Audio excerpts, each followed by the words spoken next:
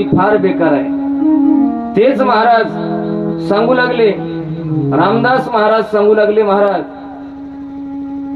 सांगत असताना स्वतःच रडू लागले. देवा, एका एका घासासाठी मी माझी आई लोकांच्या दारात काम करायची हो. कोणी काम करून घ्यायचं तिला पैसे देत नव्हतं हो. काढून द्यायचे, जाय तुला पैसे देतो असे म्हणू म्हणू 6-6 महिन्याचे तिचे पैसे बुडवायचे हो. आई कुठून तरी मागून आणायची, उष्ण पासणं करायची, पण मला जेवू घालायची हो. मी थोडाफार जेवायचो हो आणि तेवढं करायचो आणि तुमच्या पुढे कथेत येऊन बसायचो. असे पाहता पाहता गोपाल कृष्णाच्या मी अनेक कथा ऐकल्या हो. आणि त्याच्यात कथा आली म्हणले. कथा आल्यानंतर सांगितलं महाराजांनी, देव भक्तासोबत खेळतो, गोपाळासोबत खेळतो. मला आनंद वाटला म्हणले. कोण? नारद महर्षी.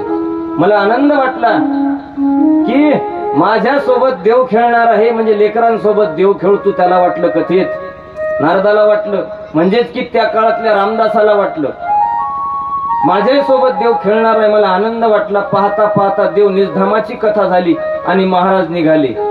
महाराजासोबत मला 2-4 दिवस जेवायला मिळाला. आनंद वाटला. लोक महाराजाला नवीन नवीन करून जेवू घालू लागले. अनेक पदार्थ जेवू घालू लागले. कोणी तूप खाऊ घाली, कोणी नवीन भाजी खाऊ घालायचं, कोणी पूर्णावरणाचा स्वयंपाक, कोणी कुरड्या करी, कोणी पापड करी, कोणी चटणी आणायचं, कोणी लोणचं आणायचं, कोणी केळं आणायचं, कोणी मोसंबी आणायचं. अनेक प्रकार महाराजापुढे आणून ठेवायचे. महाराज खायचे आणि त्यातलं मला द्यायचे. मी संतांचं उष्ट खाल्लं, साधूचं उष्ट खाल्लं. मी उष्ट खाऊन जगलो. आता मला वाटलं मला हेच जेवायला रोज मिळणार, आता मला साधूची संगत घडणार असं नारदाला वाटू लागलं. म्हणजेच की त्या काळातल्या रामदासाला जमलं नाही माय बापू. 7 दिवसाची कथा संपली. कथा विराम पावली. लोकांनी स्वागत केला आणि महाराज गावाकडे निघाले. रामदास सुद्धा माग माग चालला होता. तितक्यात त्याची आई सरसावली आणि जवळ आली.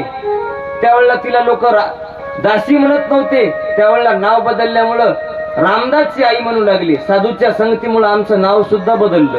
आता रामदासची आई म्हणू लागले. मला लोक रामदास म्हणू लागले. असं घडलं म्हणले, सांगू लागले महाराज. आणि मी साधूच्या माग माग निघालो तर माझी आई आली. बाबा जाऊ नको रे, मला आता म्हातारपणची काठी कोणी नाही, माझा कोण करील, माझा अवघड आहे बाबा. मी आबला आहे स्त्री, मी फार क्षीण आहे, माझं कोण करणार, मी तुझ्या भरोश्यावर राहिली रे, तू जाऊ नको.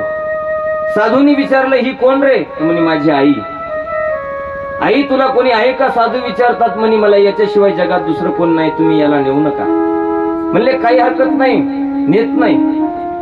म्हणे रामदास तुला माझ्यासोबत नेता आला असतं, पण जोपर्यंत तुझी आई जिवंत आहे तोपर्यंत मी तुला नेऊ शकत नाही असं सांगितलं. पण जात असताना म्हणले बाबा तुला उद्धाराचा मंत्र देतो, उद्धाराचा मंत्र. त्या काळात मला मंत्र दिला म्हणले. कोण? साधूंनी भागवतकारांनी मला एक मंत्र दिला. तो मंत्र म्हणजे मी अजूनही जपतो म्हणले. तो मंत्र म्हणजे कोणता? त्यावेळेला सांगितलं ओम नमो भगवते